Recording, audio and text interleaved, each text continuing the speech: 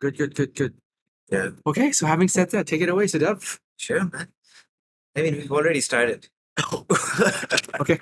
But then, yeah, Pons, you were talking about the competition. And can you tell me how long have you been doing jiu-jitsu?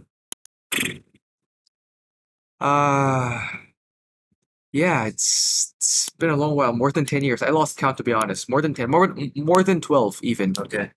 More than 12. Yeah, it's been more than 12. So I'm currently a brown belt. I now represent Carpe Diem.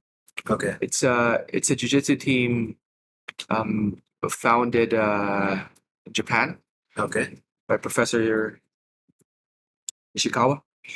Okay. And yeah, we have a branch and a team here in Bangkok.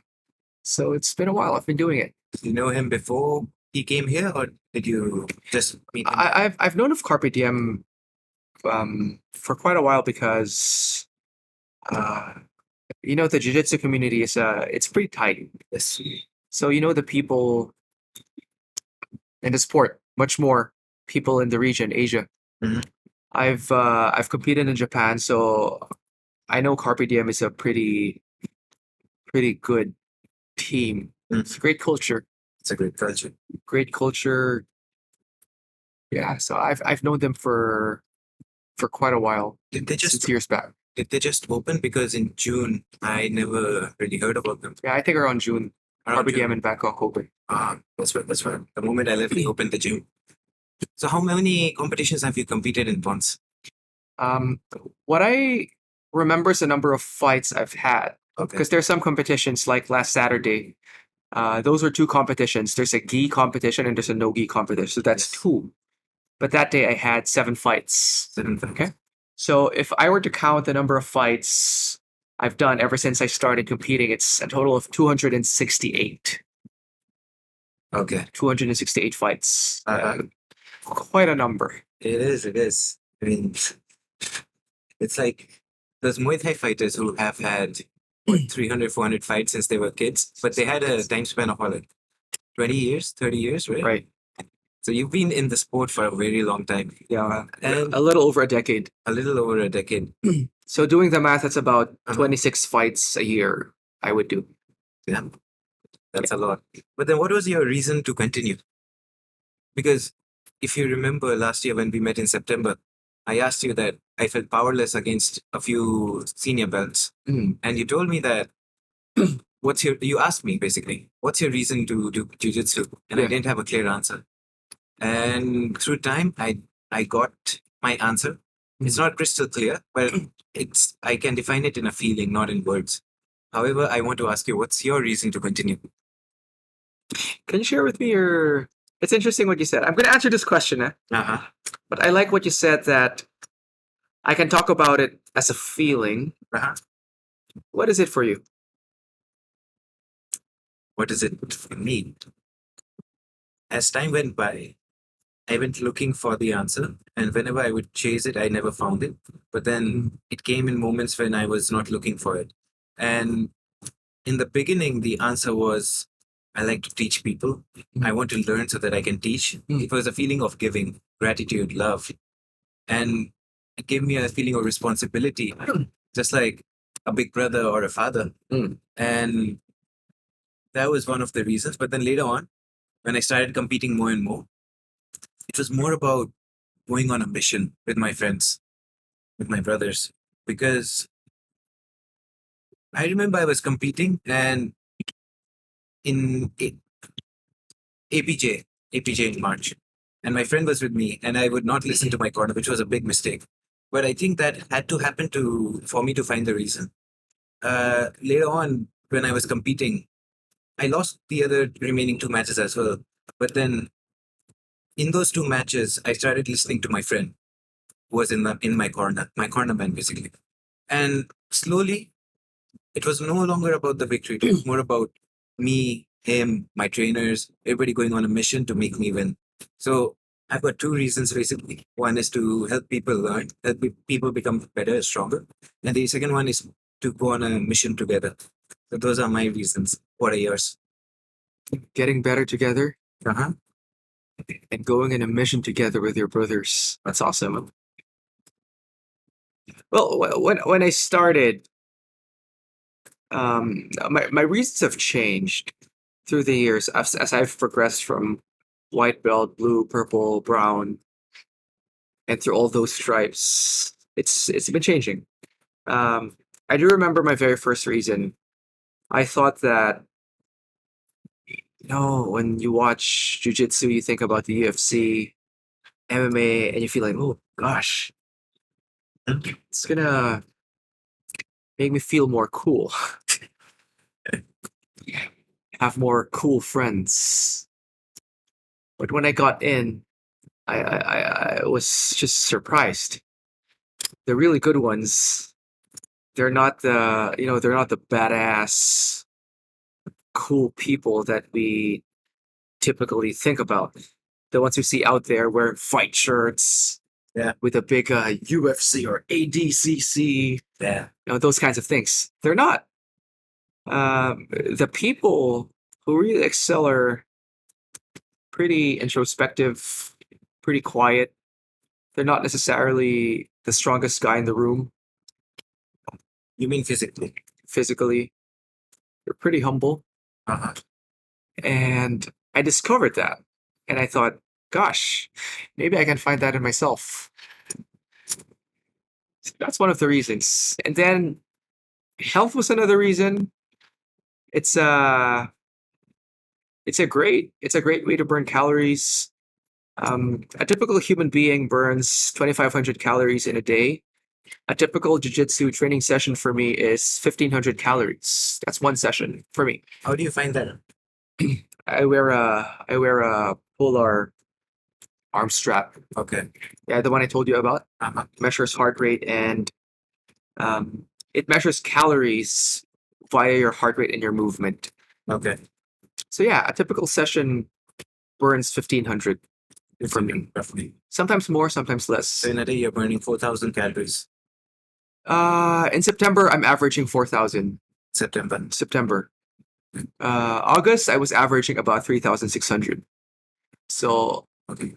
yeah, September is a bit higher because I just had a competition, so I was ramping up my training leading up to the competition. Yeah, 4,000 calories. By the way, congratulations on getting gold in that Thank you. competition. Thank you, thank you. Uh-huh.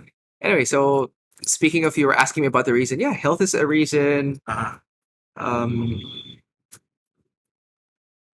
Forcing myself to be at a healthier weight is another reason, because I play in 64 kg.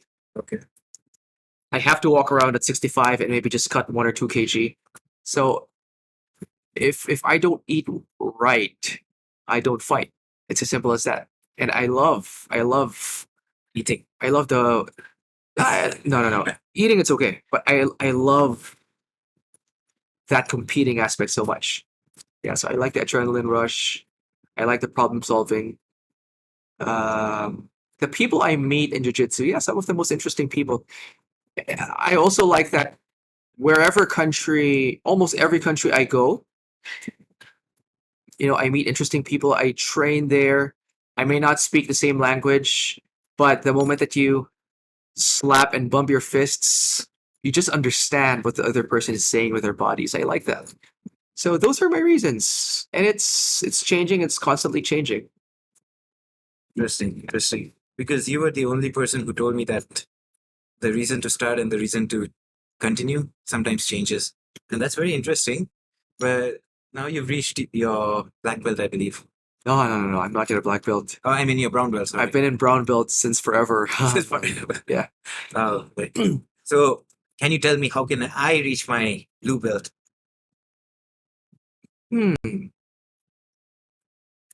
I think this would be maybe a conversation I would have with my white belt self. I think getting to blue belt is not very difficult.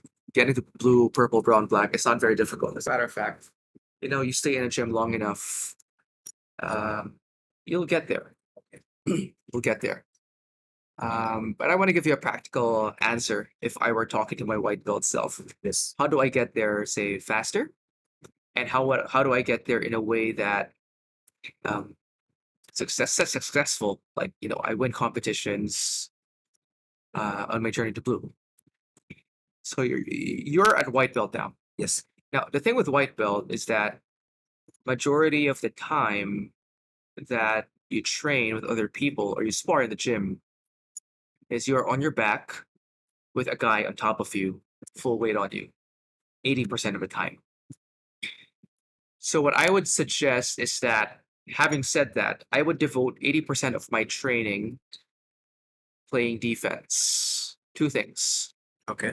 escaping bad positions, which is typically side control, full mount control, or back control. Okay. Typically those three. And once you escape those positions, it's about retaining guard. Okay. I would minimize the time that I would train the other stuff, like guard passing, submissions, for now. For now. And I've seen people do that and they get better faster. Focusing on defense. Yeah. Escapes and guard retention. Now, once you get to blue belt, once you find that, oh dear, blue belts, purple belts, browns, blacks, Yeah. they cannot hold me down anymore. They cannot tap me anymore. You become more confident. Now it's time to attack. Oh. And there's something about defense. Having extreme confidence with your defense allows you to have a stronger mindset with attacks. There's a saying that it's easier to mount an offense when you know that, if you screw up, what's the worst that can happen? I've escaped bottom position before. I'm safe. I'm safe. I've dealt with people in my guard before. I can just retain my guard. So I can just keep on taking risks in my attacks. So being very, very confident in your defense is good. Now, on the contrary, having a lot of focus on your attacks and not having confidence in your defense, you always second guess yourself. Oh, what if this attack fails? What happens? I might be in a bad position and I'm gonna be screwed. So what tends to happen is that people will just stall when they start getting top position, and that's not a good thing from a progress standpoint. So yeah, long answer to advice in getting to the blue belt level. Yeah, guard retention and escapes. Guard retention, escapes, and there's a lot of things in BJJ. And sometimes I think that it's going to take forever for me to reach the final destination. But do you suggest that we enjoy the journey more than the destination, or just focus on the destination, just get it done, get out? Do I enjoy the journey more than the destination? The journey is fun, that's for sure. The journey is fun. There came a point where I stopped chasing belts, except that I find it already boring to compete in a particular belt level, because there are most competitions in jiu-jitsu, you're segmented via belt level. Yes. I like the ones wherein like for example AJP, they've got divisions. It's a pro division wherein if you're purple, brown, black, it doesn't matter. You fight against each other, and you see purples beat blacks, you see browns losing to purples, and vice versa. Those kinds of things. I like that. But a great majority of competitions are segmented based on color. Yes. And there will come a point where you get bored of playing with your fellow blue belts because it's just easy, and you want to chase that next challenge because it allows you to officially fight, people of a higher caliber. Mm-hmm. And that is what I like. That is what I like: the ability to play with people who are much better than me. Mm-hmm. The journey is also great. Journey sounds good. But if you just enjoy the journey without any direction, don't you think it's a recipe for disaster? Because if you don't have a goal, a predefined clear goal. I'm curious, Deva, what goals do you put in your jiu-jitsu journey? That's a very interesting question. If I have to measure, I would say belts would be one, but more than that, it's about my confidence. Confidence. Yes, because Okay. if a guy is around 2 times my size, and he's coming at me with all his might, Right. and I can control him, then I don't really care about the belt. Right. But if let's say I'm a black belt, but a guy comes and insults my gym and he beats me up, all of those years of training is for nothing. So I think like confidence is a much better KPI, if you would, Mhm. than the belt system itself. Yeah. So you've mentioned the graduation into ranks, one of them, but you feel that confidence is more of a, you like that measure even more. That's interesting. Huh? And I think what's good there is that once you put specific measures of success on how you're building that confidence, as you've mentioned, for example, being able to deal with people, heavier than you, stronger than you, and you're fine. Yeah, that's a good measure. I like that. Um, yeah, I have similar measures in my journey as well. Um, I've been keeping notebooks for my jiu-jitsu. I just don't have it now. But in my notebook, Okay. I put specific goals for the next foreseeable future, 3 months. I do it one quarter at a time. You know, Like there was a time that for 3 months, my focus was guard retention. Oh, How do I do my guards such that uh, it cannot be passed? So guard retention. That's all. That not just doing guard retention, guard retention. All the drills, even the sparring sessions. I just tell my partners, okay, your job is to just either pass my guard, or if you see a foot dangling, you want to go for a leg lock, go for it. My job is to keep you in guard. That's it. So I do that, and when that gets to be easy, I open spar again. I find what are difficult spots for me. I say, oh, I couldn't finish the back, and I'll devote the next 1 or 2 months just all back finishes. that finishes. Yep. And what I find is that all these scenarios in jiu-jitsu, they're milestones in itself. Okay.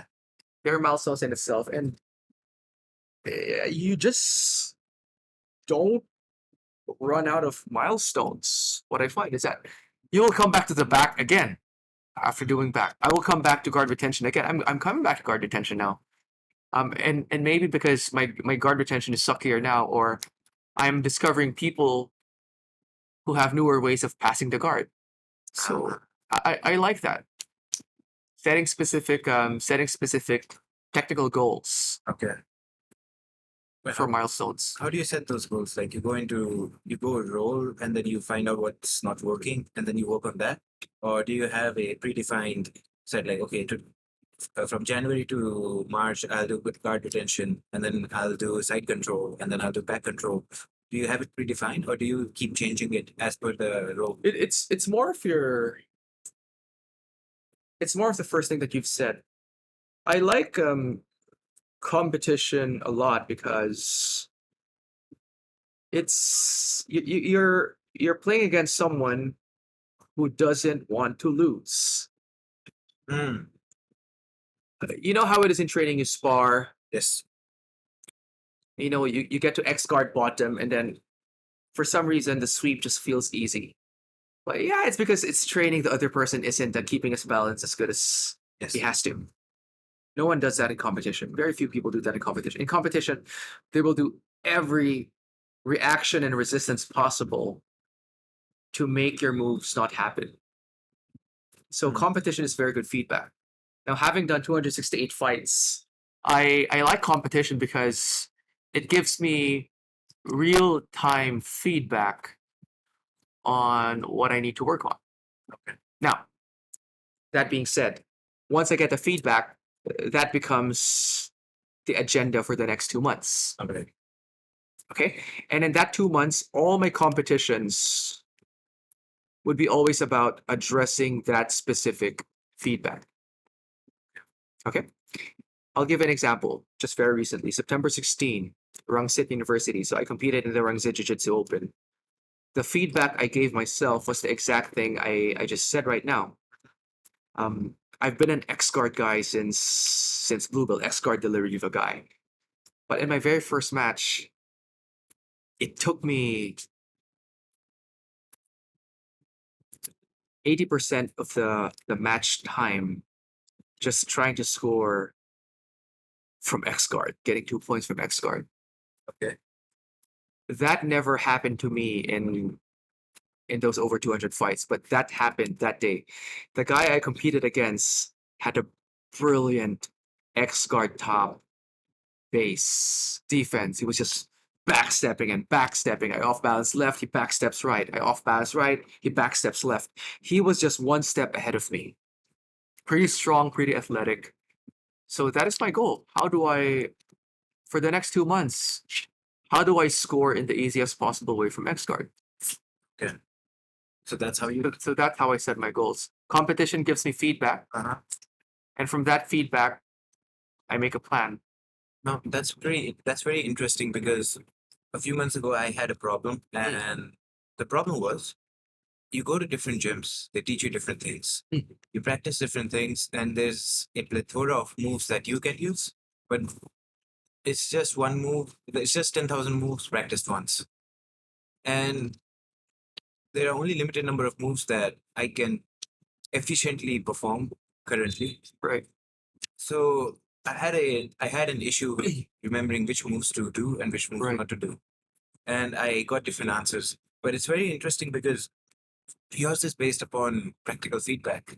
I got similar answers, but they were a little bit different. For example, one of them was to understand what kind of fighter you are, and then, for example, if you are into pressure passing, find moves that are meant for pressure pass-ups and practice those. But yours is quite practical, I would say. And I really like that. Really like this approach as well. But you spoke about your notebooks. I'm quite curious, how do you write down the moves? Like, what's the format of recording data in your BJJ diary? If you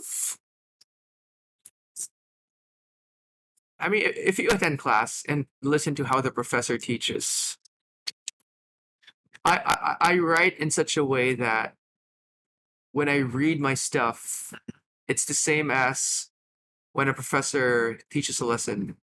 Things like overhook the right arm and then use your left hand to cup behind the knee to make the knee point down. Okay.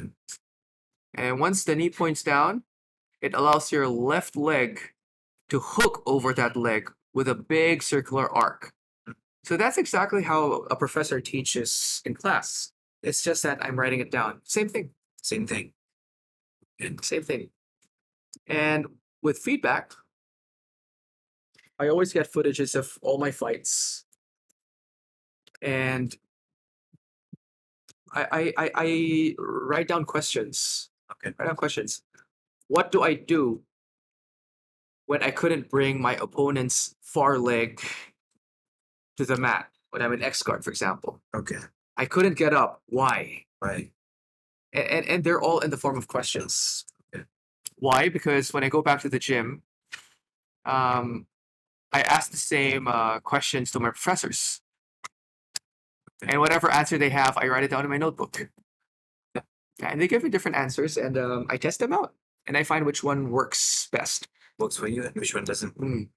But yeah, so that's my answer. But if I can make a comment, yes, on what you've said about a challenge you're having, where you go to a gym, the professor sets the agenda, and the agenda isn't necessarily what the priorities are in your own personal training plan. Like my own personal training plan now is finishing X guard, scoring from X guard. I go to the gym tomorrow, they're going to teach, let's say, they're going to teach half guard bottom. Yes. It doesn't align. That's very common. That's very common.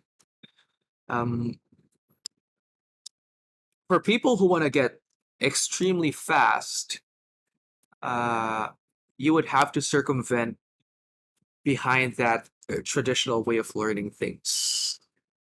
Okay. Privates help a lot. One of my training partners got from white belt to 4-stripe purple exclusively on privates. And he achieved that in, say, half the time that people get. Wait, from white belt to 4-stripe purple, dang, that's exclusively on privates. how long did it take it? 3 years. That's still pretty fast. White to 4-stripe purple. That is- That training partner of mine, he should be brown by now from a skills perspective. okay. But he just doesn't have a professor now, so no one is just there to grade him. Yeah. When I get my black belt, first thing on my agenda, he's going to be a brown belt. So, but then again, that's a different story. My point is You said when you get your black belt, your agenda will be to promote him to brown. oh, That this guy I'm talking to you about. Okay. Now, why am I talking about this guy? I'm talking about this guy because every training session he has is related to that specific agenda okay, that he needs to do to get good. okay, Okay? If that person were me and I'm just doing all privates, the next 2 weeks, every time he attends class, it will be all about how do I score from X guard in the most efficient way possible. And all the drills he'd be doing would be I play bottom, my partner goes on X guard top, resist the balance, resist the back take, resist the submission. And then my job is to score from there. Everything. So very, very, very focused.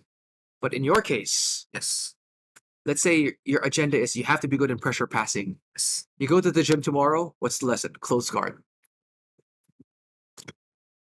Did you waste your time? No. It's not. But would it be time better spent if the lesson were pressure passing? Yes. Mhm. So what is my recommendation? Couple of things. Do I recommend that you do exclusively privates? Absolutely. absolutely, Absolutely. okay. Exclusively privates and go to open mat. Oh yeah, that helps. 10,000%. Yeah. Now the downside is that's a very expensive Approach. approach. Okay. Very expensive. You know, a private session costs $50, $100 per hour. Per hour, yes. Bangkok, it's about $50 to be cheap. Yeah. Yeah, it can go as high as $200 per hour. That's Bangkok, huh? Yeah, yeah, yeah. You train, let's say you plan to train 5 times a week. Uh-huh. That's $500 to $1,000 a week. That's too much. Your friend must be pretty rich, man. I can tell you that much. Or he has a black belt friend that does it. I don't know, but that's besides the point. Yeah. But generally speaking, it's more expensive for the great majority of people. Yes. Question number 2: what if you attend class? My recommendation is keep the lesson in your head, Okay. write it down, put it in a notebook, or if the professor allows videotaping, do it. No, videotape the lesson so it's archived into your archive of Notebooks. knowledge, so that when it comes time to study close guard, I can just pull that file. But when it comes to sparring, you go back to your objective. You talk to your partners. Is it okay if you play guard? I'm going to practice my passing. Okay? And then at the end of the class, you know, some academies devote a good amount of time for problem solving, Q&A, where the professor and other members of the team, you know, give you feedback. You ask a question, Professor, I was sparring and I'm doing this pressure passing, but for some reason my opponent always sticks his right hand frame on my same side shoulder. What would you recommend I do? Focus all your questions on your agenda. That makes it more efficient. It's quite interesting. I also like coming to class an hour early because I've got training partners that can go there and your specific objective, you can just drill and drill and drill that. Mm. So yeah, you just have to spend the greatest majority of your time studying your agenda. Man. That's my recommendation, Siddharth. But that's a very practical approach because you didn't just tell me, okay, go watch videos, go to competitions, because that's what the general advice looks like. You don't know. Also do that. Yeah. That is a good recommendation, but it's not very practical. Okay, I look at the video, then what do I do? No, videos are very good, Siddharth. Videos are very good. But then you would forget the video in a while, right? No, I don't. You don't. No, I don't. Okay. Because when I watch a video and there's too much information, then unless I review it again and again, I forget it. So you review it again and again, Yeah, I try to. which is what I do. It's just difficult. I'm not saying it's easy. When I said that, no, I don't forget it. Uh-huh. I'm saying it. I'm saying it in the humblest way possible, because it's not that my memory retention is high. It's probably average or even below average. But if there is one thing I do over and over again, I rewatch and rewatch and rewatch Repetition. video of that move. I like competition footage a lot. I mean, I have in my phone. Obviously, the YouTube clip cannot see this, but between you and me, Yes. take a look at this one. There was a time that I would study, say, 50-50. 50-50 was okay. And I would just watch this video over and over again, 50-50 to the back. And I play it on repeat. Okay. I watch it over and over and over again. And I Okay. go to the gym, I'll do it. If it feels different, I'll watch it again. So yeah, it's just the way it is, man. It's just the way it is. Yes, repeat it until it's hardwired in your brain. But is this the approach you take in public speaking too? Because I don't think you'll speak the same speech in the same manner, right? It's a big jump of topics, Adeva, so I'm trying to wrap my head around it. Okay. You are you saying how I practice or learn my public speaking? Is it video that I use to improve it? Is that your question? What I'm asking is, since you use repetition as your tool for remembering things, in public speaking, do you watch a speech that you liked again and again so that you can imitate is not the right word, so that you can perform in a similar manner, or do you do something else when you're practicing public speaking? Okay, so your first question is, in public speaking, do I watch, say, a video over and over again? Yeah. So I can improve my public speaking, or I do something else? Yes. Let me take a step back, and I'll connect it with jiu-jitsu. The repetition principle that I follow in jiu-jitsu, I think a lot of learning experts would say, they have this term. It's called deliberate practice, where you have a very specific objective, and you drill the actions for that objective in a deliberate fashion. It's not mindless repetition. It's repetition with a purpose. With conscious. Now, in public speaking, which I wouldn't consider myself a black belt, I'm a forever student of public speaking. Maybe the question here is, what do I do to make it better? I think if there's one thing I believe I do quite unique with myself, is I listen to people a lot. People who speak. And I write down notes. If something they did or said, struck me in a unique way, I write it down. Okay. The way they ask questions, the way they tell stories, the way they keep quiet. I write it down. And truth be told, I emulate them. I try.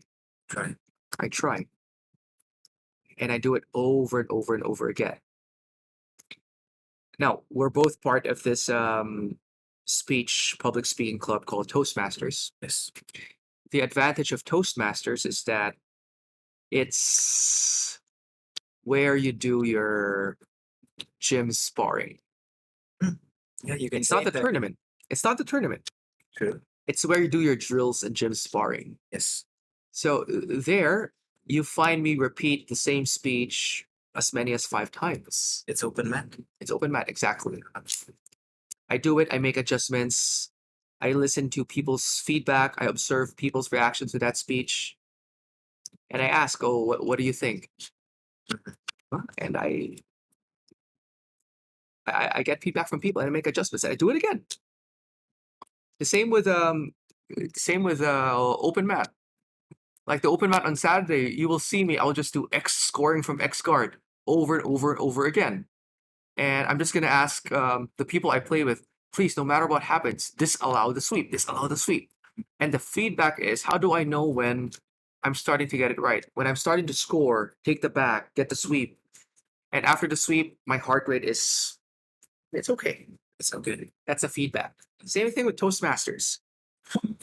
When I start getting feedback from people, unsolicited feedback, hey, Pons, I liked what you did when you told the story of this, this, and this. Hmm? Or when people just come up to you and, Pons, that's an interesting topic that you've mentioned because I remember the time when my grandma did this. I felt that people were engaged with what I said. People went out of their way to make a conversation with me because of my speech. That's feedback that I'm doing something right. So that's how I do it. Deliberate practice. Deliberate practice. Do I watch videos? Yeah, I do. I also do. I also watch videos. Yeah, TED Talks or real speeches in front of real people. Yeah, I watch those. And one more thing, that it's good that you watch videos, because I was never really interested in public speaking. Uh, it actually came to my college. It came to me. I didn't go to it. So what had happened was, my sister was telling me all about Toastmasters. It's a fantastic place. You should go visit. And my first thought was, why is she sending me to a cooking class? Cooking class. Because of the word toast in it. And later on, they opened a Toastmasters club in my college, and Was this in Chula or in Nepal? in Nepal. Nepal. And my friend, he asked me to just go and pay them a visit. Let's see how Right. it goes. And after the first meeting, we thought of joining. And the reason why I wanted to join was because my friend wanted to join. Right. And the reason why he wanted to join was because his friend wanted to join. And 2 months later, his friend left the college, and we were already vice presidents of the club. Right. So at that moment, I thought why did I get into this? But then later on, it was quite a nice journey. And what I've seen in public speaking is that people want to be heard, but there's also an aspect where people want to be appreciated, which also leads them sometimes to become egotistical. Like they just want to hear people say, "Oh, that was a good speech. That's nice." But the difference with you, what I've noticed is, you like brutal honesty, which is very, very unique. Because if I say, Pons, whatever you did, I didn't like it, and that's because of X, Y, and Z, and this is what you can do to improve it, you might feel bad, but you'll also be really happy that I came and told you. Right. With a lot of people, that's not the case. Can I point out something there? Yeah. You are correct in saying that, I like brutal honesty. Uh-huh. And I'll clarify that too. Okay. I love brutal honesty when I make a positive impact on people as well. Okay. No, I'm not actively seeking for negative feedback. Okay. I'm actively seeking for honest feedback. And Okay. it can be positive, Uh-huh. and it could also be negative or a point of improvement. Okay. But I like honesty. Like honest. Yeah, I like honesty. All right. But then, yeah, that's my point. Even if it's a bit negative, Mm. you tend to take it. You Yeah, try of to course. take it in a positive way. But But, and I guess that comes from your jiu-jitsu training. I'm not sure. I don't think so. Really? I don't think so. I just I just like authenticity in general. Even if I didn't do jujitsu, I love people who keep things real. I like real stories, authentic people, authentic behavior. I just like authenticity. That's interesting because I've But you're right. Um, jujitsu, there's a lot of honesty in it. Wherein it's so hard to fake being good in jujitsu. So hard to fake. You fake being a black belt, you'll get tapped out by a blue belt. You know, it's very difficult. definitely. It's very difficult. Yeah. And I think what I say is that I'm grateful that I found jujitsu, where being authentic is almost forced Yes. in the way the sport happens. Um, I do just like authenticity in general. Mhm. It could be, I could be into cooking. I could be in a culinary school, and I like it when the people that I serve my food to honestly say, "Hey, plus this is amazing pasta," and they're not BSing you. They mean it. You can feel it, right? Yeah, or Pons, you could dial it down to the saltiness. Uh-huh. Oh, thanks. I just like honesty. Nice, nice, nice. So I pretty much don't have any other questions for you, man. But I do remember that you were into marketing, right? You've Marketing. been a marketing specialist for a marketing expert for 18 years, I believe. Yeah, I think so. 18 years. Yeah. You Well, worked, it's been a while. it's been a while. When did you I've worked for big food in the past. Yeah. let's say Yeah, I've worked for, I think the great majority of my professional career has been with food and beverages. Yeah, I've I've I've sold coffee, ice cream, pet food, beverages, chocolates, mostly food and beverages. so if somebody was to get into the marketing industry or they want to do some they just want to understand the customer and they don't know anything Right. about marketing, anything about the customer, how would you recommend them to start? If someone wants to understand their customer or do marketing, how would I recommend them, to start with that journey?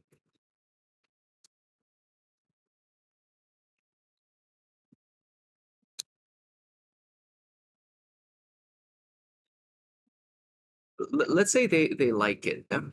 Um, they like finding a need, discovering a need of a consumer, Mhm. and matching that with a great product, service, or experience. One of the things that I believe is critical for people who want to take this career path is having a genuine curiosity, almost obsession, um, for the other person or the consumer. You know, being genuinely interested in people, how they behave, how they act, listening to them. Um, having that genuine interest is helpful, I think, I believe. Because a lot of people are just natural problem solvers. And it's just a matter of really discovering what is the consumer problem that we're trying to solve. Once you've defined that, a creative mind can naturally find a way, maybe come up with a new product, a new flavor, a new campaign, or a new distribution strategy. But you got to define the problem first. Find that insight. What is it?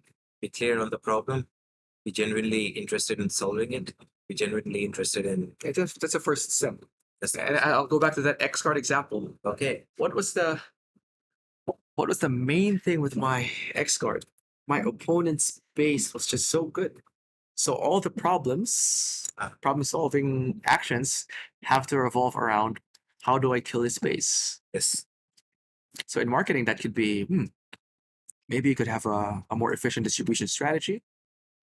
Or if it's communications, maybe I have to do a more targeted approach. But it all boils down to what is the fundamental insight that we're trying to address. Yes. The opponent's base is just so stable. Yeah, it's very similar. So we try to break that down first. Yeah. That was quite insightful, man.